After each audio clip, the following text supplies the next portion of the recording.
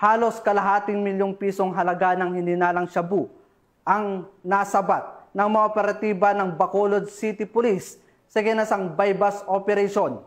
Ang report mula kay Patrolwoman Andrea Dominic de Palubos. Patuloy ang mas pinaigting na kampanya ng Bacolod City Police Office laban sa iligal na droga. Naaresto ang isang lalaki sa isang matagumpay na bypass operation bandang alas 12:10 ng madaling araw sa Purok Santo Rosario, Barangay Bata, Bacolod City nito lamang ika-9 ng Setyembre taong kasalukuyan.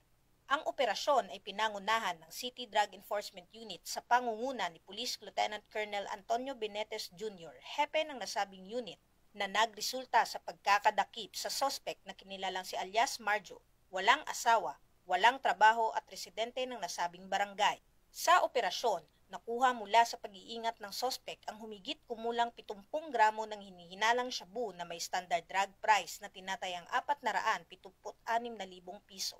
Kasalukuyang nasa kustudiya na ng pulisya ang suspect para sa tamang disposisyon at haharap sa kasong paglabag sa RA 9165 o ang Comprehensive Dangerous Drugs Act of 2002. Layunin ng kapulisan sa Bacolod City na sugpuin ang paglaganap ng iligal na droga sa lungsod at mapanatili ang seguridad ng mamamayan. Nananawagan ang Philippine National Police sa komunidad na makiisa at makipagtulungan sa pamamagitan ng pag-uulat ng anumang iligal na aktibidad upang mapanatili ang kapayapaan at kaligtasan ng komunidad.